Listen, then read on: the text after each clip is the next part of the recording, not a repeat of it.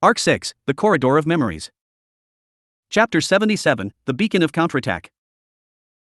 Abiding by his warm emotions, dashing with the entirety of his might, he stepped foot into that place.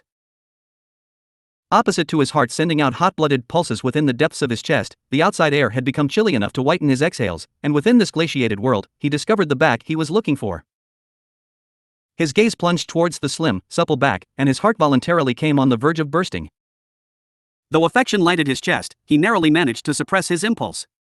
This was no time for him to let his heart explode and die. Powerfully gnashing his molars, he looked at the face of the enemy opposing on the other side of the struggling back. Long hair of a dark brown hue, and a crude outfit as though being wreathed in rags. What was the most impressive, outstanding of all, was the revolting glint in eyes that trampled upon the lives of others, and had turned them into literal food articles. Subaru, lay batten Katos. Roaring at the absolute top of his voice, he asserted his existence, and attracted the attention of the opponent.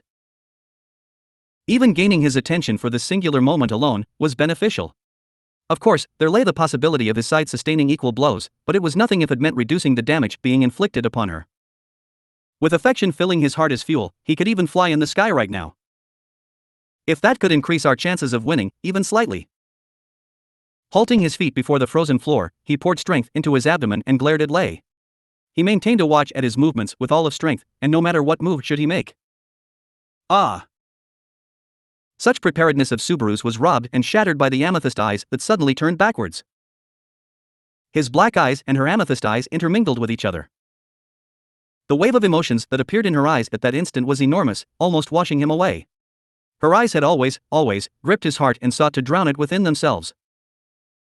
Because he wished to somehow save the entirety of the multiple emotions levitating in her eyes. Thus, it's dangerous, so wait. You may not know about me, but he is the enemy. Leave this place to me. Even though you may not know about me. His eyes twinkled upon seeing her call for vigilance while swaying her hands in panic. Delayed by a beat, he gulped down the meaning behind her words.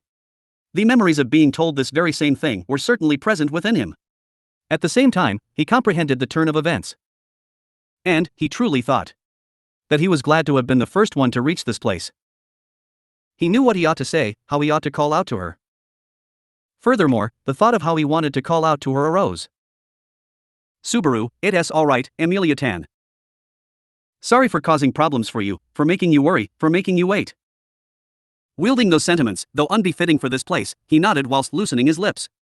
And whilst looking at the young girl, whose eyes grasped comprehension by the few words he had said, he resumed. With a finger of his right hand pointing towards the heavens, he posed with one hand on his waist. Though there was no need for him to be doing this enabled him to solidify his resolve. For that purpose, Subaru, my name is Natsuki Subaru. Amelia Tan's one and only knight. Amelia, Subaru Hook. Subaru, Va. The instant he declared so with a determined, smiling expression, the silver-haired young girl Amelia dashed towards Subaru with fearsome velocity. Colliding, Subaru was thrown backwards, but he somehow supported Amelia's frame. No need for concern, she was light as an angel's feather. No problem at all. But if there were to be something labeled a problem. Subaru, Amelia Tan. This is so sudden, I'm freaking surprised, and you're also super light and smell so nice. Did you change your shampoo? Amelia, stupid Subaru. Geez, you're really so stupid. I was so worried. Yet just like that. Stupid. Stupid. Subaru, wow, you're really calling me stupid an astounding number of times. Well, I can't make any excuses. Subaru was overwhelmed as Amelia pressed him with widened eyes within his arms. Since he was meanwhile also glued together with Amelia, Subaru's heart was a total mess and even his vocabulary crumbled. Putting all this aside, Subaru reluctantly parted, grasped Amelia's slender shoulders and distanced her body. Subaru, I'm sorry for making you worry. But, I've returned. I've been revived? Restored? Or should I say, I've become the complete Natsuki Subaru, either way, it's alright, so. Amelia, Subaru, I'll leave all of Natsuki Subaru in the past. This is Natsuki Subaru's explosive birth. Energetically talking on and on, he forcefully attempted to exert Amelia's relief. However, in the midst of this plan of Subaru's, Amelia blinked and lay a single finger on his chest. A ticklish, gentle sensation. Subaru involuntarily shivered. Amelia, did you properly become one? Emilia, because, even the Subaru who didn't have memories, was Subaru. So, even if Subaru remembers everything now, that Subaru, who worked his hardest and put his life on the line even for the short while he was here for, was Subaru, yeah, HM.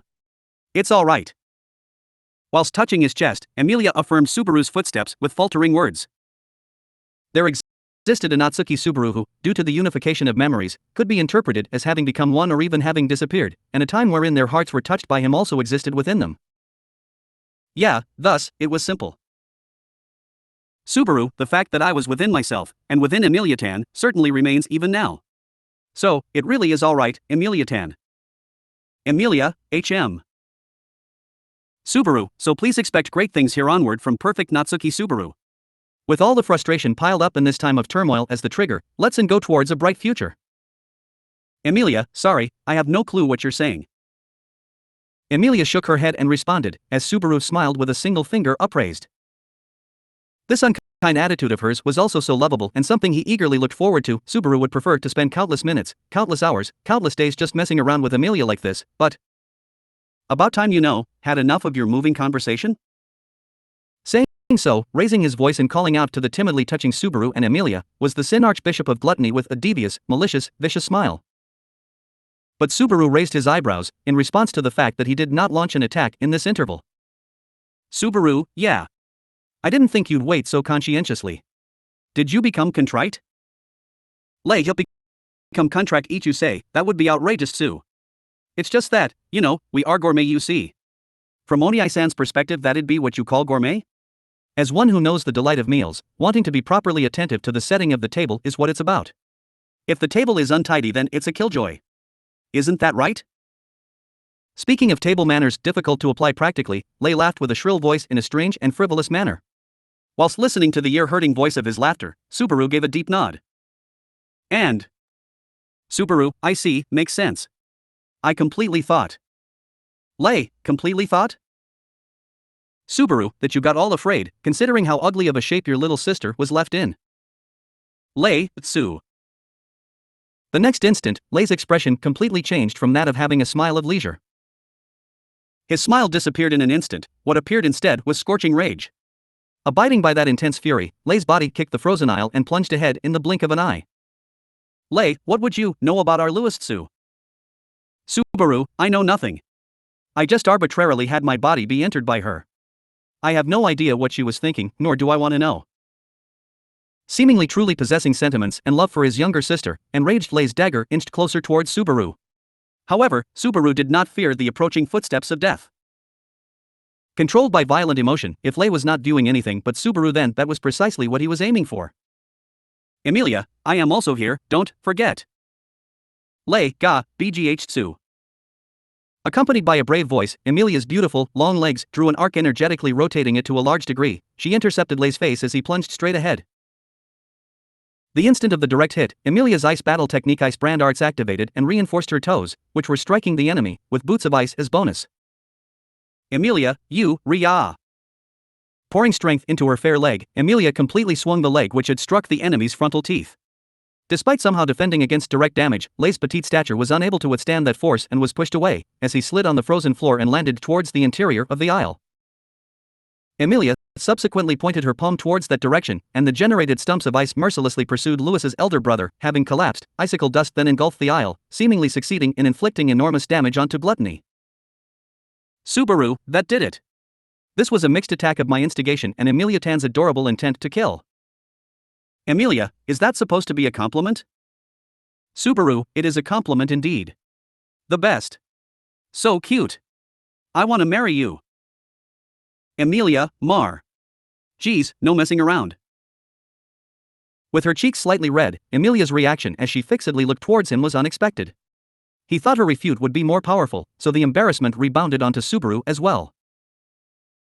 Subaru, no, I'm acting way too merry since having met with Emilia-tan. All messing about comes after the problems have been solved. Emilia, Subaru. I don't know when another attack will come.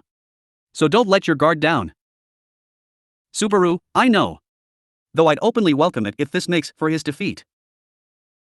Straightening out their minds at once, Subaru and Emilia turned towards breaking the deadlock of the situation. Emilia concentrated on Laybat and Katos before her eyes, while Subaru concentrated on the problems encircling the Pleiades watchtower.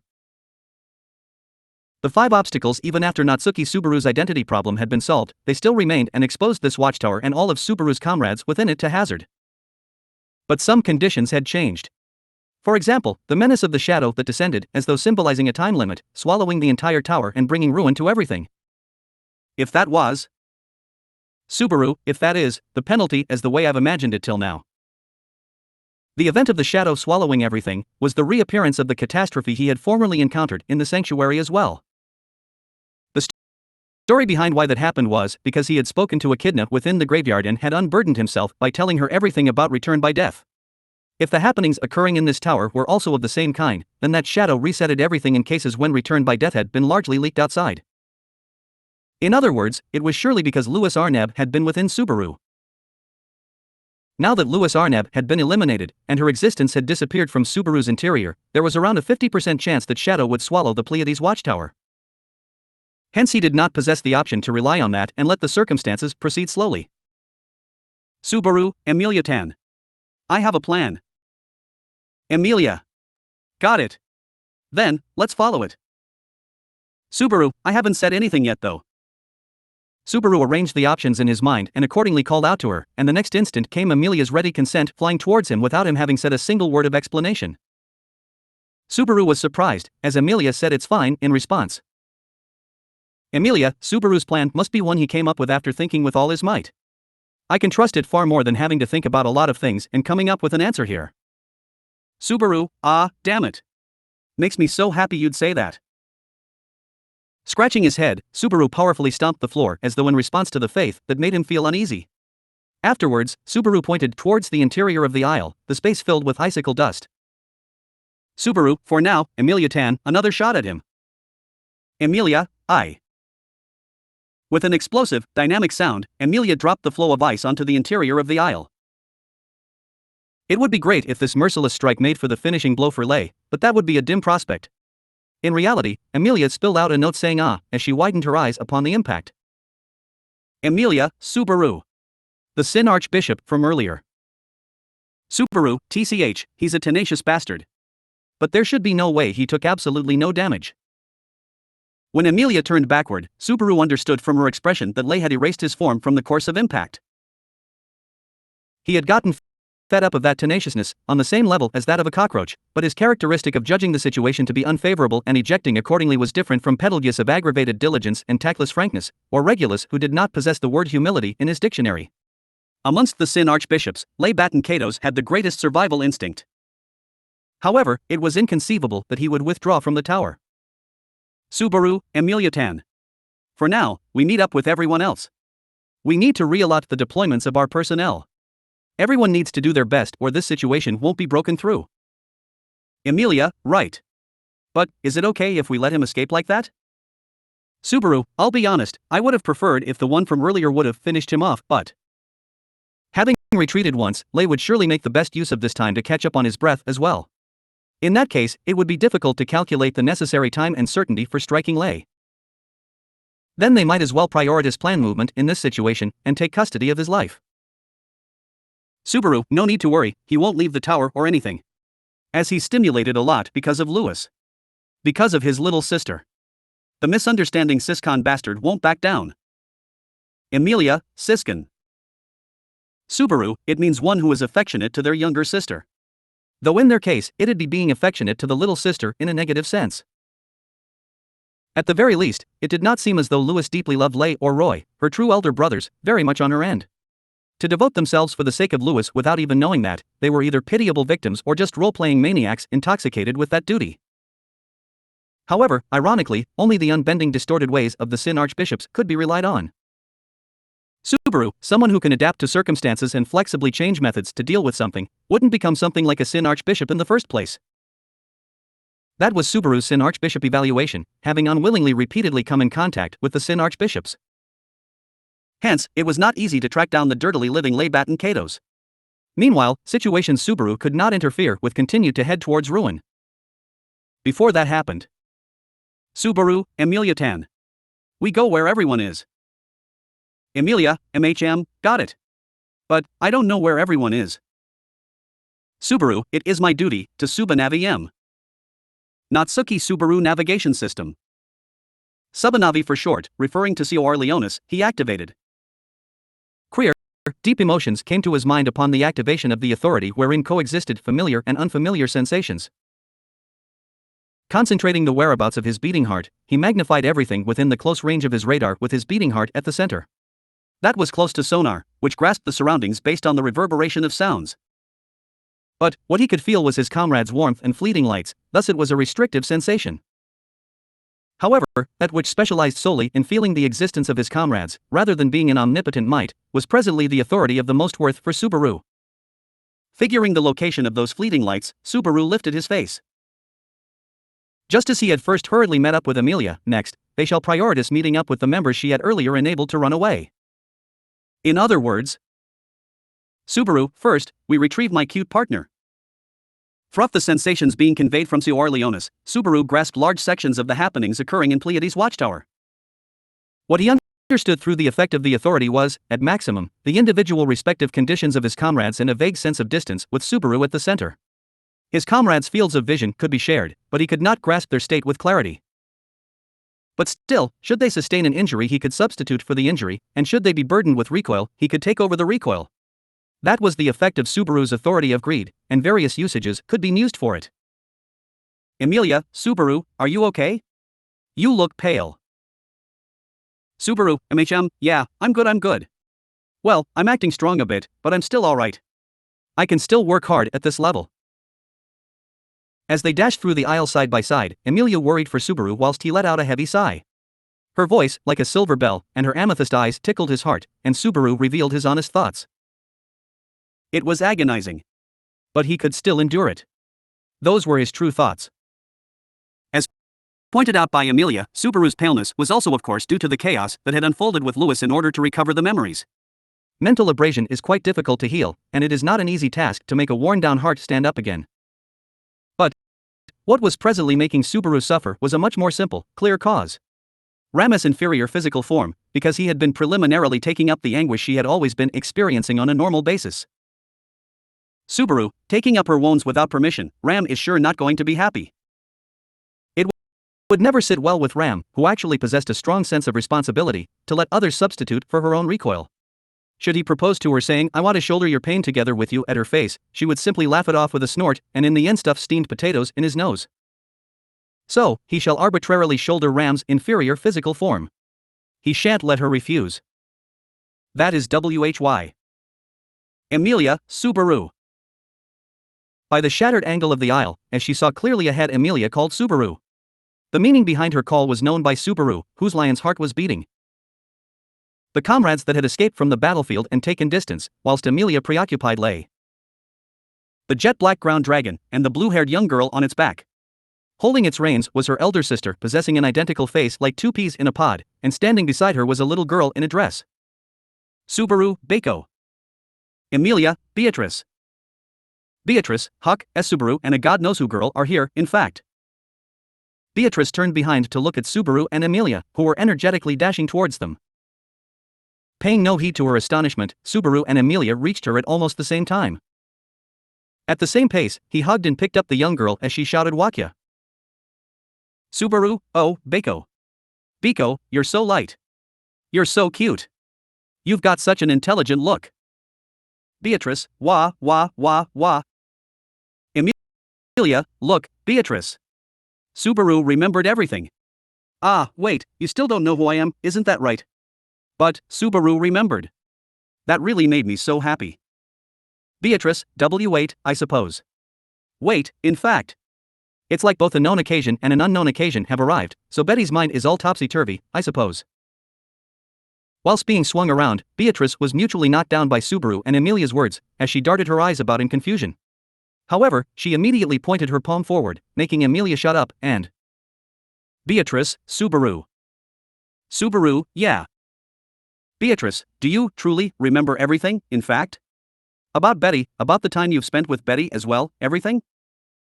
Subaru, yeah, that's right. Don't make such an anxious expression.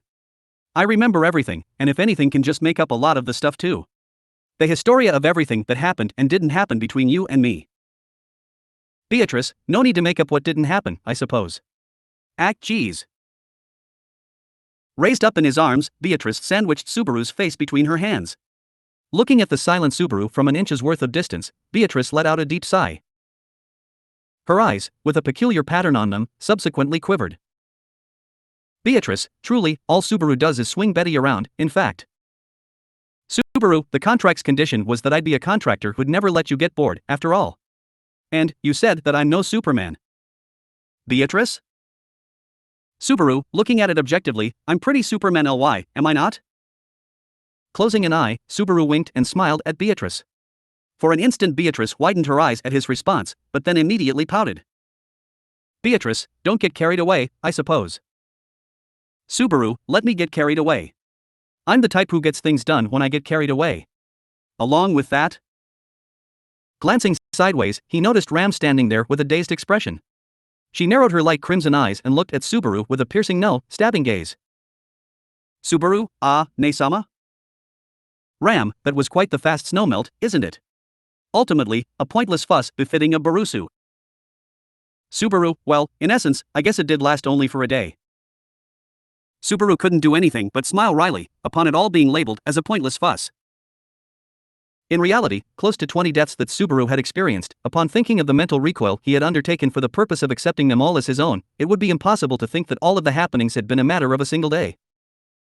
From Subaru's perspective, it felt as if the amnesia had lasted for several years. Subaru, but I've come to terms with everything and made it back. The man who gives 150% of his strength for everyone, Natsuki Subaru, pleased to be in your company. Ram, ha! How nice. Kindly say whatever you would like. However, Ram's exceedingly benevolent self shall overlook it. Subaru, overlook it? Bangladesh. Beatrice, Kia, in fact. Ram spoke deeply meaningful words and subsequently paused, and just as he tilted his head upon her words he was blown away by a tail whip that targeted his blind spot coming from the ground dragon, together with Beatrice. As Subaru and Beatrice twirled around, they were caught by a soft sensation. Upon looking, it had been Amelia who halted their spinning. She softly supported Subaru's body from his backside and smiled. Amelia, it looks like Patrash-chan is also really happy that Subaru came back. Ahead of Amelia's line of sight stood a jet-black majestic figure, exhaling from its nose. Having gotten a taste of one of its powerful tail strikes, Subaru readjusted Beatrice, whom he was carrying in his arms and... Subaru, you've always been such a tsundere. No, my bad. I made you worry a lot too. In the first place. Receiving Amelia's support, Subaru fixed his stance and faced Patrash, who was looking at him with a sharp glint in its eyes. And, thinking back to the unchanging devotion of the affectionate dragon during the time he was devoid of memories. Subaru, really, you saved me so many times. I love you. Subaru, so you're not going to slap me away like usual, right? Every time he made a flimsy confession of love to her, it was standard that Patrash's ladylike self would discipline him, but that wasn't the case with this time's confession of his. Otherwise... Beatrice, even this ground dragon can tell when you're joking and when you're being serious, is what it means, I suppose. Subaru, yeah. Nobody knew when she had gotten so close to it, but Beatrice spoke for Patrash's true heart. The fact that she didn't get struck by another tail whip meant that her interpretation was correct. Now if Beatrice were to also learn the ability of deciphering and translating, then Otto could finally be dismissed of his duty. Subaru, Rem. On Patrash's back was Rem, her body leaning on the saddle. Of course, it shan't be possible to hear her eternally asleep self's voice of delight upon the return of Subaru's memories. However, the emotion that arose within Subaru's heart upon looking at Rem's side profile was different. What if, in that white world, persuaded by Louis Arneb's cajolery, the instant he was truly going to fall into gluttony's poison fangs, had there not been the voice which kicked the hopeless weakling up? The existence known as her, truly, shan't let Natsuki Subaru loose, even should he forget himself. That is why, once again, after overcoming a totality of 40 deaths, he ended up coming back. Subaru, I'll save getting lost in thoughts for later. Anyway, my memories are back. I appreciate all of you wanting to celebrate it, but let's clean up the situation at once. Ram, celebrate you say, truly, what an overestimation of oneself. Wonder what happened in this short duration. Besides. Amelia. Me? Snorting her nose upon Subaru's lowered tone, Ram then turned her gaze towards Amelia. Levitating in her eyes was usual arrogance, and an equal sense of unease. It was clear from Beatrice's reaction, but indeed. Emilia, I'm Emilia. You don't remember, I guess, yeah. Ram, the person who let Ram and others escape earlier, that is known. But, that is all, nothing further can be remembered. How do things stand for you, Beatrice-sama? Beatrice, same for, Betty, in fact.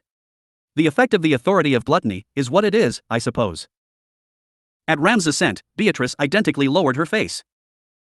What had occurred to Julius's person in Priestella had descended onto Emilia's person within this tower as well. With this forming an omnipresent excruciating wound. Emilia, right. I am Emilia, just Emilia. There's lots of stuff I want to say, but I am family who is looking in the same direction as both Beatrice and Ram.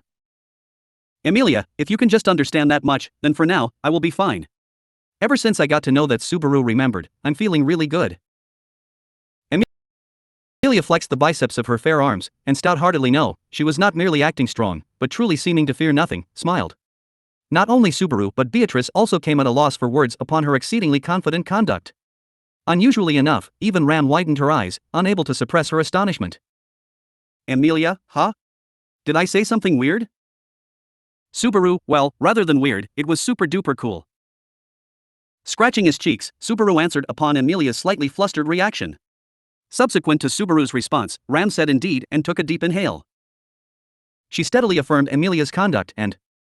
Ram, Emilia, was it? Enigmatically enough, upon looking at you Ram feels the nooks of her mind be awfully uneasy. The same happened, on Rem's instance. Emilia, that's... Ram, everything about you disappearing from the mind and being replaced by a void is difficult, is what it surely means.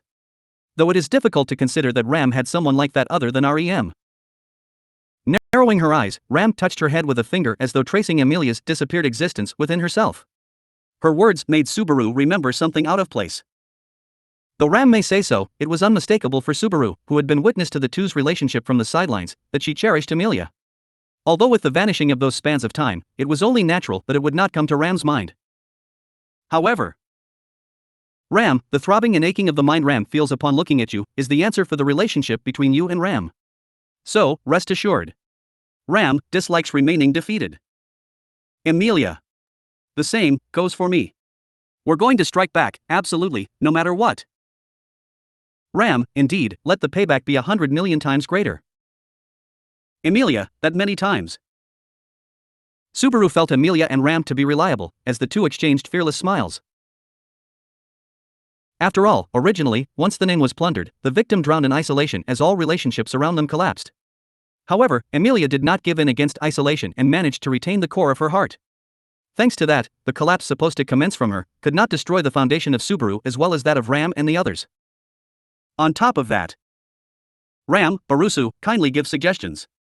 However, do not think that just because your forgetful self managed to remember again, all of the missteps so far can be salvaged. Subaru, I know without you having to point it out, but how many things do you plan to point out?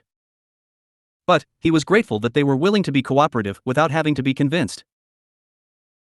Anyhow, the dilemmas laid within this tower of the Sansea were far too impending for accumulating trust, explaining the situation, and confronting each one of the problems whilst tying bonds.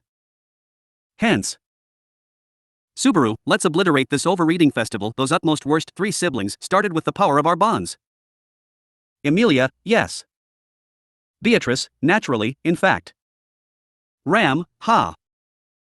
The three parties gave their three respective answers directed towards three of Subaru's greatest enemies, as he gave a deep nod to all of their words. And Subaru, it is still all over the place, but it feels like I've come back home. Saying so, he vocalized first and foremost a quiet, yet a valuable and definite deep emotion. Chapter 78, The Four Corners. Subaru, are you ready? The tower's in pretty bad shape right now. If I were to go out and say how bad it is, it's nearly as bad as playing Othello with all four of its corners taken away from you. Ram, that must be pretty bad. Ram's expression clouded over as Subaru launched into his explanation, holding one of his fingers up in the air. Quite the solemn look had appeared on the latter's face. Albeit, Ram wasn't the only one who was taking this seriously. Emilia and Beatrice, who were listening in as well, were like that too.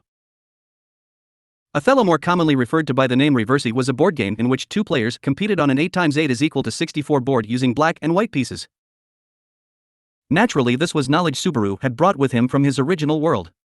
But since it had been relatively easy to recreate the game here, he'd introduced it to the Roswell mansion fairly early on. It brought a huge stir, with it being extremely well received, especially from Amelia. That's why he was able to properly convey the gravity of the current situation to them. Having all 4 of your corners taken away from you in Othello meant that you were already completely lost. Furthermore, though she hadn't partaken in it much, Ram had literally been as strong as an Oni in the few occasions she played, as one would expect from her. In any case, Beatrice, losing all 4 corners, an utterly outrageous situation, I suppose. That's going too far, even as a handicap, in fact. Amelia, I guess even I'd end up becoming as busy as a bee and winning if I got a hold of so many of them. Subaru, who even says busy as a bee these days? Amelia. Subaru, can you say that again? Subaru, I will, but later. Later. Amelia snapped onto Subaru's traditional retort, looking somewhat dejected at having her request denied.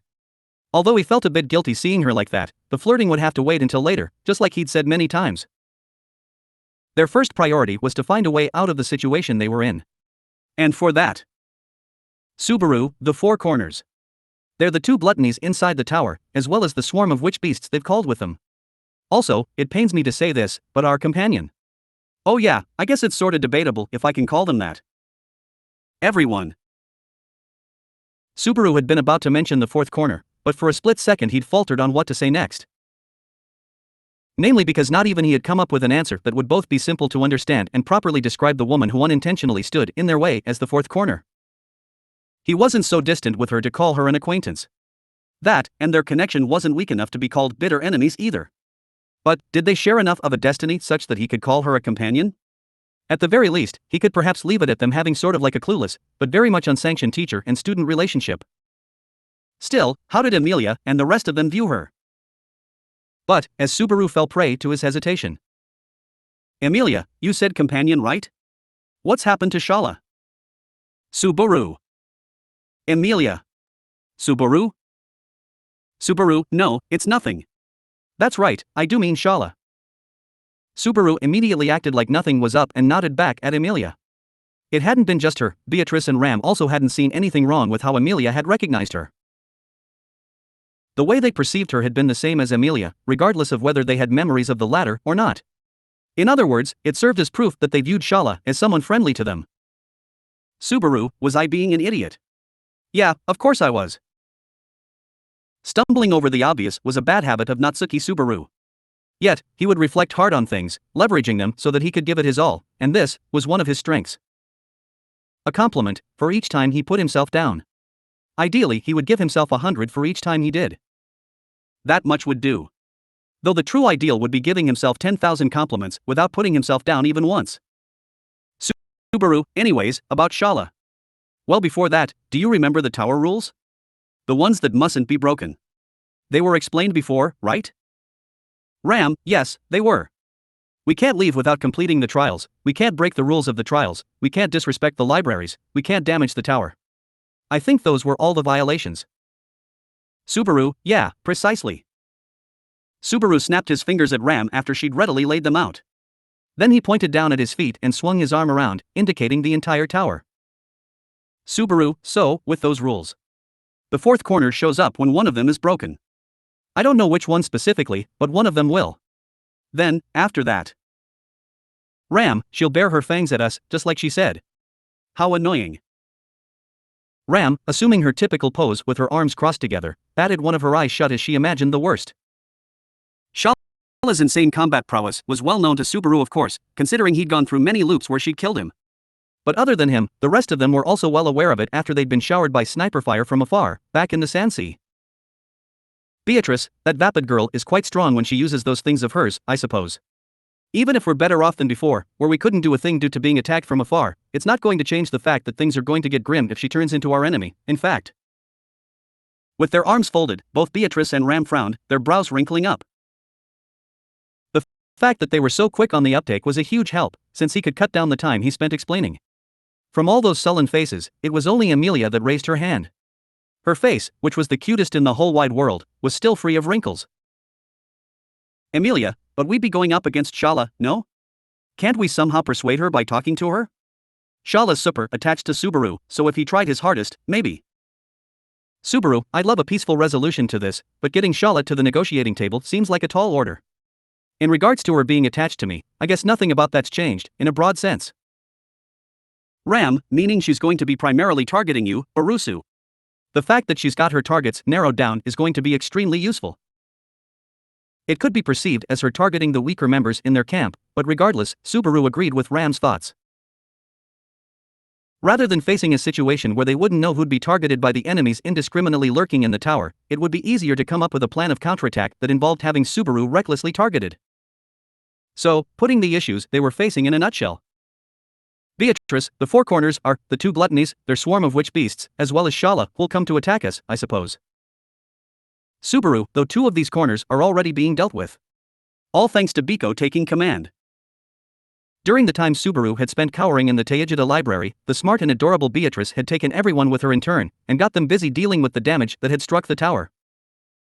She'd sent Meili to the balcony, where she could overlook the swarm of witch beasts. Then, as part of that, she'd also joined up with Ram and Emilia after they'd taken Ram out of the green room. Unfortunately though, they'd encountered Lei en route, which had led to them falling into this situation where Emilia's name had been taken away from her. Emilia, MHMNH, it's okay. Subaru still remembers me, so I'm completely fine with it. Even though he often ends up forgetting about our promises, it still makes me really happy that he remembers me properly. Subaru, NNH, what's with stabbing me in the back all of a sudden? Beatrice, it looks to me like it's just her usual, in fact. That girl seems to know you well too, I suppose. Though not as well as I do. Subaru, no need to fight over me, my sweethearts. Subaru gave a few nods as he stroked Beatrice's head, basking in their affection for him. Then, while still steeped in emotion, Ram called out to him with a Barusu. Ram, you said that two of the corners are being dealt with, right? I know that one of them is Meili holding back the swarm of witch beasts, but what about the other one? Subaru, Julius. Subaru grabbed his chest in reply to Ram and turned his attention to the beating of his heart. His Cor Leonis power was still going strong. He was naturally taking Ram's burdens from her. Also, the whereabouts of his companions were being broadcasted to him in real time. From those, there was a light that definitely seemed to correspond to Julius. And the place he was at was Subaru, he's on the second floor, locked in battle with the enemy. Emilia, the second floor, you can't mean that. Subaru, yeah, I do. He nodded back at Emilia as she quickly turned pale, before sneaking a furtive glance up above. He couldn't see it firsthand, since the ceiling was in the way, but he could most definitely feel the signs of the furious fight that was taking place beyond his gaze. Julius Euculius and Rita Stria's rematch had begun. Subaru. In the end, it looked like he hadn't been able to avoid a conclusion to it. After Subaru had fallen to his knees earlier, unable to pick himself back up, Beatrice had taken charge of their companions. The opponent Julius had ended up waging battle with had been Rita Stria, even under Beatrice's command. That naturally had been influenced by the fact Roy Alfred, or rather, Reed, who'd taken over the Sin Archbishop of Gluttony's body and gained his freedom, actively sought its conclusion. Nevertheless, Subaru had gone through many deaths and crossed through many possibilities whether he'd wanted to or not. And that had made him understand something. As annoying as it was, fate existed. No matter what road you followed, the firm, unchangeable reality that lay there was called fate. The fluctuations of history were so unyielding, to the point it really made you believe things were predetermined. It was almost like the results had already been determined by fate, with all the branches converging there. That had been the outcome of all of their wills coming together to try and achieve their respective goals. However, precisely because of that, they'd become so closely entwined with each other that they'd never come apart. Yet, couldn't it also be said that meant there was no hope ahead? Considering that the conclusion between Julius Euculius and Rita Stria was inevitable, it could only mean that Subaru, Reed should have assimilated with one of the gluttonies, his takeover should be almost done. Though we'll let Julius settle things with Reed. We're going to deal with the remaining three. Ram, is that really going to be okay, Barusu? Subaru. What do you mean? Subaru cocked his head earnestly in response to Ram's question. But on seeing him react like that, she just muttered out a brief, never mind. Ram, I already know how Barusa goes about things. Looks like I'm losing my edge as well. I suppose we have no choice but to rely on Barusu's proposal. Subaru, I don't really fully get what you mean, but you do know I can tell you're making fun of me? Emilia, huh? No, she's just complimenting you. Ram saying that she relies on you a lot, Subaru. Hee hee, now I'm gonna need to work hard. Ram, I will be having a word with you later, Emilia. Emilia replied back to the mortified Ram with a yes sir, a slightly happy trill in her voice. Despite the situation they were in, Emilia was most likely glad, and found it refreshing that Ram wasn't using honorifics to address her. Now that their master-servant connection was gone, the attitude she was showing Emilia was one of perhaps friends, or maybe a little sister that was always quite a handful. Ram didn't have the opportunity anymore to play the part of the capable big sister now that her actual little sister didn't require much to handle. Nevertheless, she seemed that way now thanks to the bizarrely happy-go-lucky Emilia. Subaru, anyways, that's it for what's going on in the tower. What we need to do next is sort out the best people for each place. This sorting business is where Natsuki Subaru really shines. Ram, you sure are really humble. Subaru, humble or not, it's still important work. This is what they mean when they talk about unsung heroes. This is something only I. That's right, this is something only I can do. This is my battle. Ow wow wow. Ram, just hurry up and start sorting. Ram slapped his face for spending too long on the preambles. Feeling the pain of the damage he'd received, Subaru looked around at all three of their faces as well as the Earth Dragons, and said, "Are you all ready?" From here on out, it would be all-out war, in its truest sense. It barely made any difference whether you were a human or Earth Dragon, and in the first place, Patrash was typically far more useful than Subaru himself. But if you added Super Subaru into the mix, their possibilities would explode tenfold, and then double. Subaru, one for all for one. All for one for all. We can't win without having everyone on board. We can't have even one of us missing. We will start winning if we've got everyone, because we... Emilia, because we came to this tower to get back what was taken from us, we won't allow ourselves to lose them. Subaru, exactly. Subaru gave Emilia a nod with a snap of his fingers before regaining his composure. Subaru, so, first things first, Laybat and Kato's opponent shall be Borusu. Subaru, huh? They began to head to their posts after they'd finished their discussion. However, someone grabbed him by the scruff of his neck and forced him to a halt before he could. Though, there hadn't been enough force in it to throttle him. There'd probably been a reason why they'd shown such consideration. Subaru, it's really not like you to care enough to not hurt me, Ne-sama. Ram, it's not like I would bother using too much of my strength when looking at a fly trapped in the palm of my hand. This is the same as that. Though, it's not like I would purposely put one there. That'd be disgusting. Subaru, don't just say it and then deny it. Subaru shrugged his shoulders at Ram's ram-like phrasing. Standing in front of him, Ram softly clenched and unclenched the palm of her hand, checking its feel a few times. Her gestures carried faint traces of bewilderment in them. This was quite the rare sight for Subaru, so used was he in seeing Ram always acting aloof. It was quite a perk to witness her acting so perplexed and unsure of herself. It was only thanks to this that he could put up with the levels of exhaustion that were threatening to crush his entire body. Subaru. Ram's body was constantly tormented by the burden of being hornless. Subaru took over this burden when he used his Cor Leonis, which in turn gave her the extra strength that let her operate to her fullest. Cor Leonis was one of their most essential tricks for beating this tower. Subaru had already given Ram a brief summary of what was happening to her, albeit setting aside the fine details. Simply put, Ram's burdens were flowing into him, making Ram's body a lot lighter in those respects. However, since it strained him terribly, he desired a speedy settlement to the situation they were in. That was it, more or less. Ram, now that I think about it, since it's just going to be you who's suffering Borusu, I don't really care how long it'll last. Subaru, but this is a joint effort between you and me, Ne-sama. You must want to get this over as soon as possible when you think about it like that, right? Ram, yeah. You repulse me. Subaru, don't you think using repulse is going a little too far? Though, well, throwing abuse at me is so typical of her. Subaru accepted that, all the while suppressing the urge to vomit. Ram stared at him, assuming her familiar pose with her arms folded in front of him. Ram, Borusu. I won't be taking it easy. Subaru.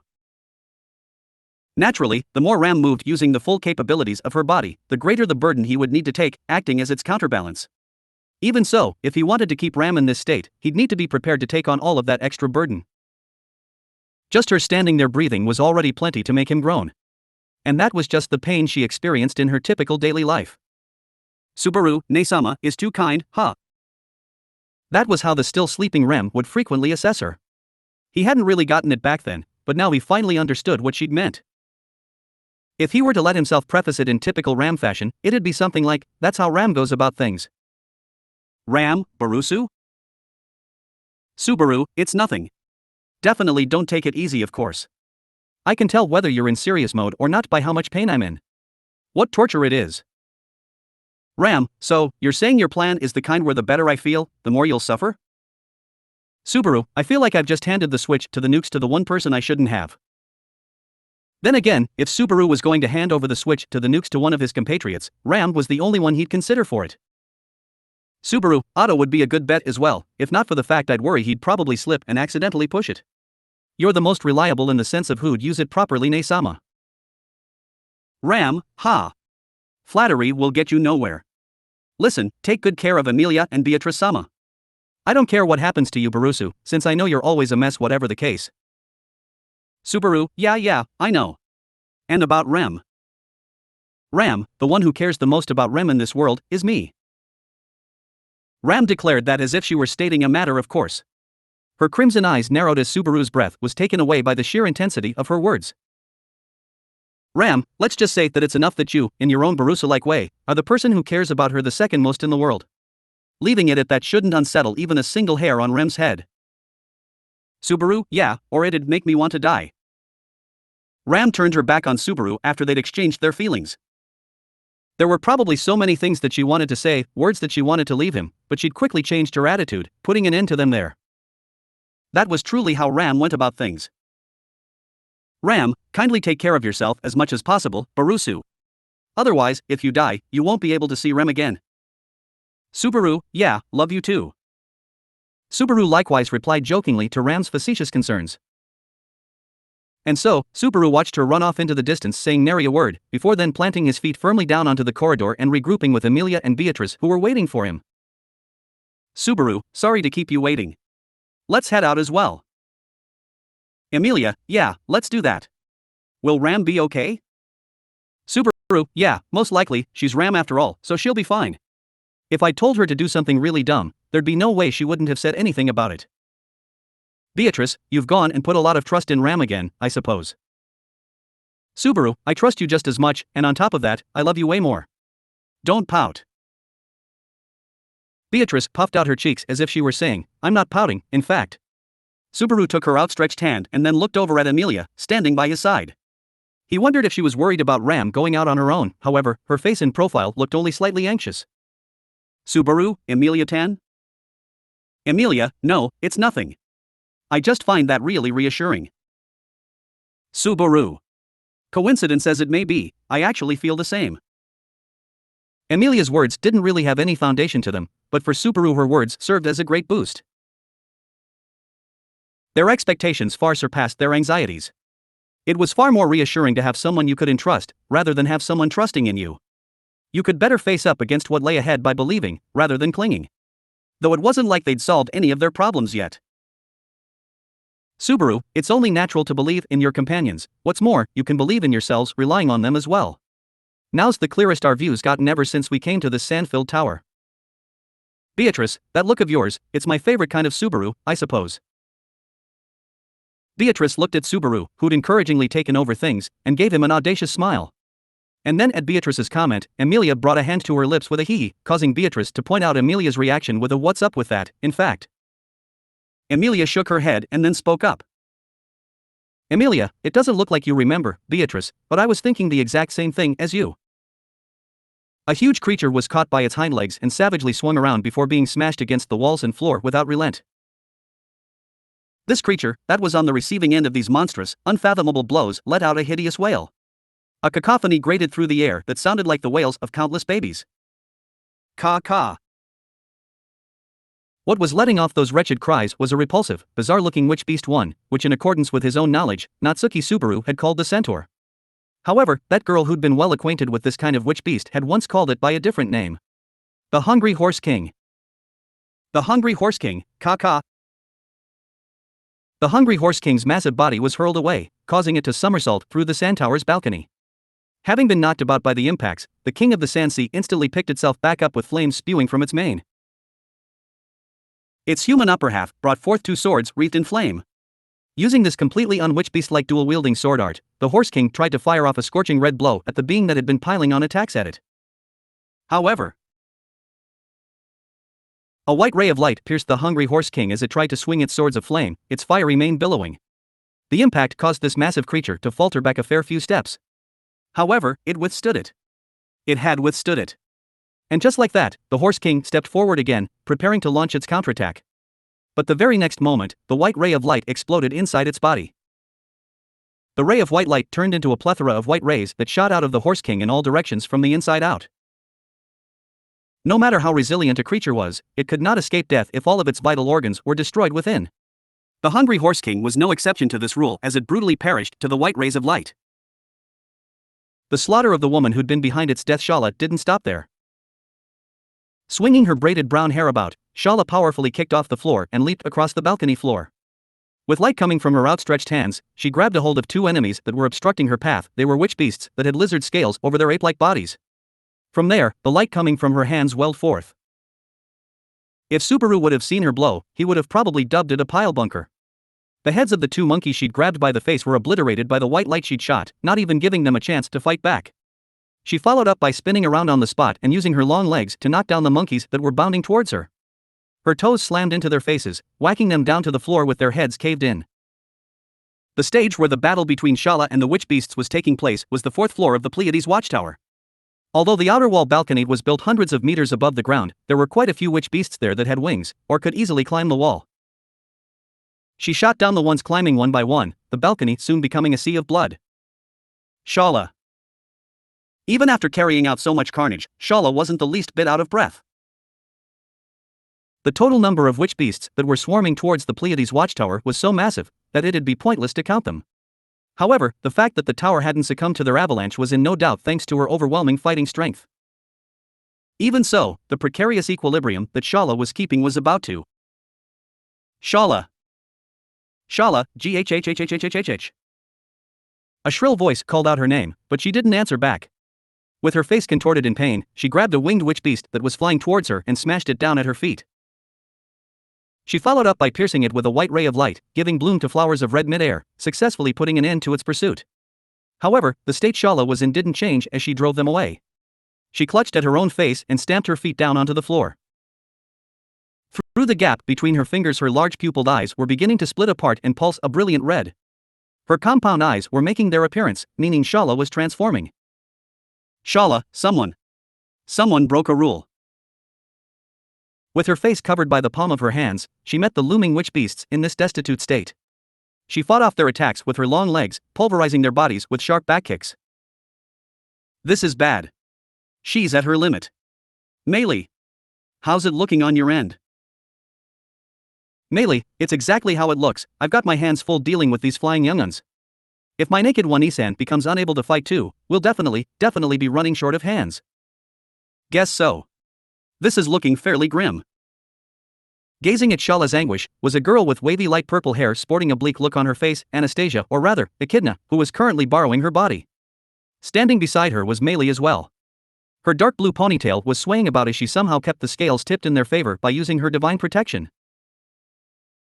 The trio of Shala, Echidna and Melee were the team resisting with all their might to keep the witch beasts from approaching the Pleiades watchtower. However, unlike Melee with her divine protection of magic manipulation and Shala with her predisposition for pure firepower, Echidna's presence was pretty much worthless. She was reluctant to go back to Teijida, but at the same time, she wanted to avoid retreating further into the tower, which was in a state of unease, where she'd only end up being an unnecessary burden. Echidna, calm down, now's not the time for that. She moved her slender fingers and focused her awareness at the OD inside her, though strictly speaking it was the OD inside Anastasia's body. Anastasia's gate had a defect in it, or it couldn't take in any mana. That's why she could only cast magic with her natural OD. In other words, it was tantamount to cutting Anastasia's lifespan. Therefore, a measure that not even Echidna wanted to take, other than when her life was truly in danger. But better to take action than just sit around waiting for death. At least, that's what the Anastasia she knew would think. Everyone had to use the cards they were dealt with, and thus, victory was determined by the way you played your cards. Echidna. The change afflicting Shala was most likely due to something that was rooted in her core. Something that definitely couldn't be overturned, existing as a kind of shackle on her. As an artificial spirit, Echidna understood that all too well, considering she was in similar shoes. There wasn't anything anyone could do about one's force of will. If what she'd said before was true, then the rules of the Pleiades watchtower had been broken. She needed to act as the watchtower's keeper to remedy that. The reason she was resisting so hard was because, in the depths of her heart, she didn't actually want to harm them, or rather, she probably didn't want to harm Natsuki Subaru. Echidna, it's ironic. Thanks to her staying on as the keeper of this watchtower, she'd been able to reunite with the one person she'd wanted to meet. Yet because of her continued presence as its keeper, she couldn't go against the orders to harm him. Truly the sorrow of being a creation. In its truest sense, Echidna thought that probably only she and Beatrice, with her also being a creation, could comprehend the pain she was in. That was why she.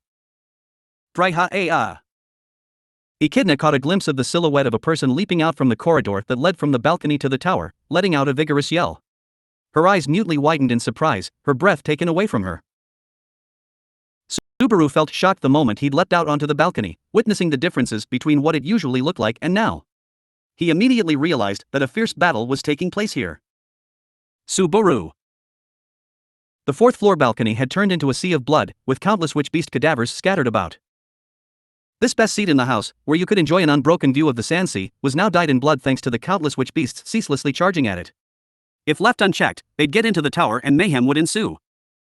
And, the biggest contributor in preventing this damage from spreading was Subaru, Shala. Shala, master. Shala turned around at the sound of Subaru's yell. Her eyes were about to split apart and divide into her 6 compound eyes, 3 on the left, 3 on the right. He'd already witnessed this transformation process of hers with his own eyes. It meant that the rules of the Pleiades watchtower had been broken and Shala's time had come to take up her duty as the watchtower's keeper. This would culminate in Shala transforming into the giant scorpion against her will, where she'd then set about annihilating the challengers inside the tower, i.e. Subaru and his group. That's why. Shala, master. Please order me. Subaru. Shala, someone broke the rules. At this rate. Master. I'll end up key. If you can't, before I do that, I'll. Shala clutched her body tightly as she sought Subaru's orders with a look of desperation set on her face. Her capacity for self-suicide seemed to have been instinctively robbed from her. What she was beseeching for here was one final push to kill her. Shala would throw away her life without any hesitation if Subaru were to say it. You could safely say that the threat of the giant scorpion would be gone, so long as he gave the command. Thus, Subaru nodded his head firmly. Subaru, Shala. Shala, why, yes. If it's for you, master, I'll. Subaru, I'm getting sick of telling you this, but I ain't got a clue why you're calling me master. Shala, hook. The instant Subaru replied back to her, Shala's compound eyes became tinged with despair. After 400 years of waiting in vain, she'd finally been able to meet him again. But to have that denied by him, and after all that, even have her last wish trampled on, led to her feeling as frightened as a child. Subaru took a deep breath, and then let it out as he gazed on at her trepidation. Subaru, that's why we'll talk about whether I'm your master or not later, as well as if I'll admit to it. Shala, Subaru, I'm not going to tell you to die. There's no way I'm going to let you keep crying. There's absolutely no way I'm going to let your 400 years end here. He'd spent quite some time scraping up the memories he'd temporarily lost, so he knew all too well. The patience people had in this world was insane.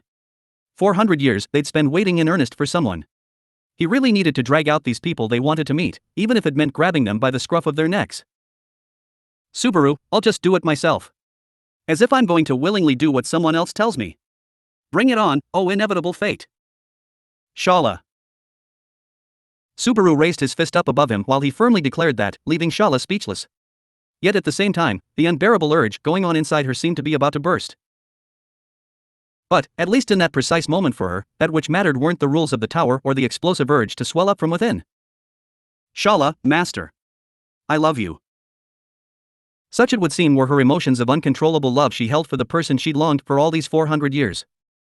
Shala. Shala's transformation truly began straight after she'd proclaimed her love. Her pale, slender hands swelled up and morphed into giant pincers.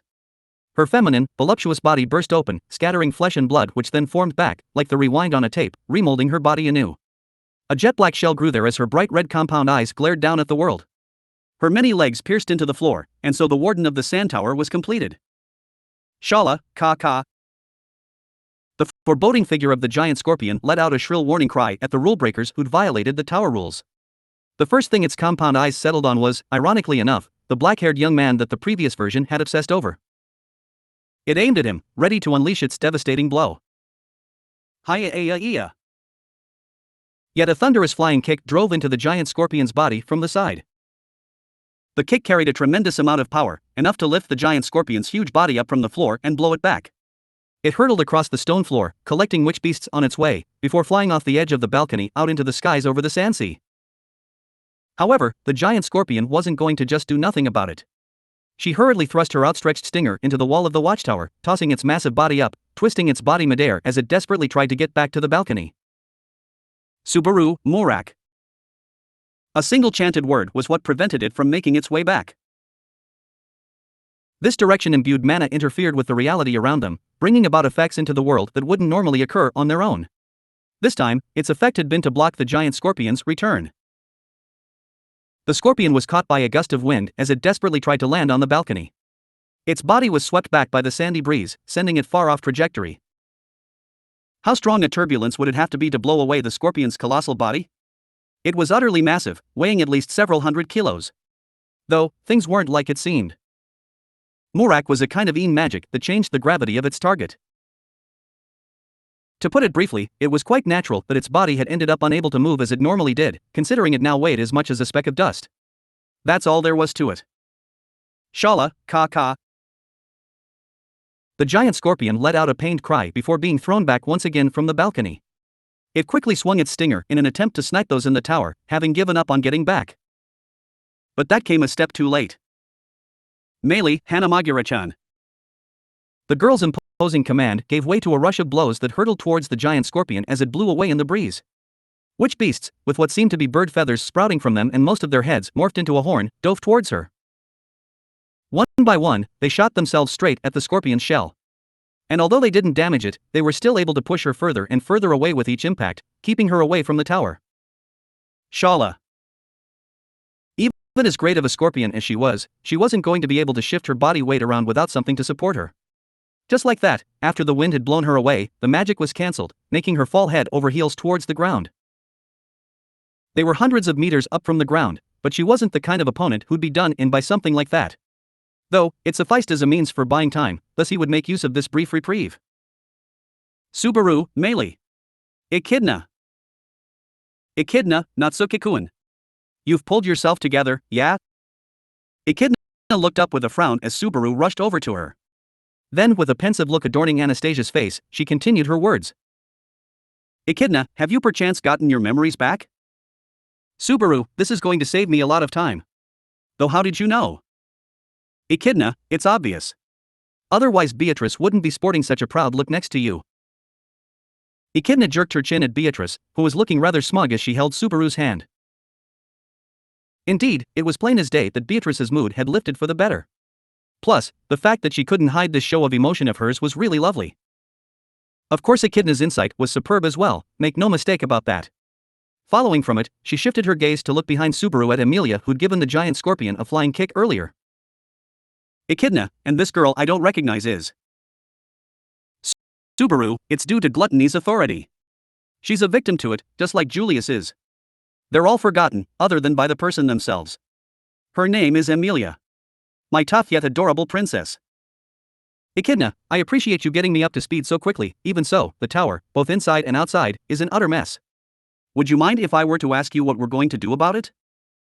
Subaru, you can, I've already got an answer ready for that. Subaru gave her a deep nod. Behind him, Emilia spread her arms out and sent countless shards of ice up into the air. She waited a moment and then unleashed them all, their ferocious power tearing through the witch beasts soaring through the skies, as well as those on the ground. Although Subaru couldn't see it from where he was, they must have also pierced into the giant scorpion who'd fallen beneath. Yet her attack had only been a drop in the ocean with all these witch beasts they had in front of them. Subaru, Echidna, you're going to take over inside. First, you're going to meet back up with Julius on the second floor where he's fighting. I've told Emilia what to do after that. Echidna. I have no issues leaving together with her, but what are you and Beatrice going to do? Beatrice, our role is already set, in fact. Echidna hesitated for a moment before giving her answer. Beatrice replied back to her before raising her eyes up in admiration to look at Subaru's face and profile, firmly giving his hand a squeeze. Beatrice, we're going to deal with that giant scorpion here, I suppose. We're going to have to go easy on her, so that we don't accidentally kill her. Geez, what a bother, in fact. Subaru, she sure talks big, doesn't she? That's my Biko for you. Beatrice, THBPTTTTTTTT, I suppose. After voicing out her boasts, as if trying to rouse both herself and her contractor, Beatrice stuck her tongue out. Echidna's eyes grew wider as she witnessed their exchange, followed by a shake of her head. Rather than wasting time arguing, it had better for her to believe that this was the best way to go about things, and commit to it. Indeed, it was so typical of Anastasia to have that instinct that allowed her to make split-second decisions. Echidna, there's no doubting that your opinions have come as a great help for us pretty much everywhere inside this tower. That's why, it seems to me that handing this place over to you would give us our best chances of winning. Subaru, I feel honored. Though I can't help but feel bad that you've ended up with Echidna's name. Echidna, regarding the matter of the deep influence my creator has, I'd like to find an opportunity to have a proper discussion about this after we settle things. Is there anything you want me to pass on to Julius? Subaru. Echidna tacked that question onto the end, just before she turned her back to leave. Subaru could still sense Julius fighting a floor above them using the effects of Cor Leonis. Now that he thought about it, this meant that he'd met back up with all of his friends inside the tower, bar him. Given that Julius had also been really worried about him when he'd lost his memories, Subaru wondered whether he needed to tell him that he'd gotten them back. However, Subaru, nope, not really.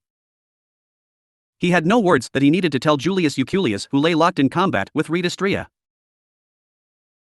After all, Subaru's plan had been to assign the best people to their most suitable posts amidst this dismal state of affairs. That's why he'd gone around talking to them. After all, he'd needed to reshuffle their roles. However, he didn't need to do that for Julius, because his post lay nowhere else but against Redistria. Subaru, at this point, I can literally only say attaboy to him. He'd still end up going to Reed, even if I didn't mention anything. Thanks to that, he'd been able to talk with Shala before transforming into the giant scorpion. The familiar words of love she'd uttered in the end had provided Subaru with a boundless strength. A fire had been lit in his heart when he'd told her that he'd definitely help her. So, that was why. Subaru, everything I needed to say has already been said by the previous me, as well as the me a little before that. I don't have anything else to add now. He is Julius Euculius after all. Natsuki Subaru fully acknowledged that an unyielding fate existed in this world. The many problems shrouding the watchtower were impossible to avoid, they would always rear their ugly heads at them. But, being unavoidable and unsurmountable were two completely different stories.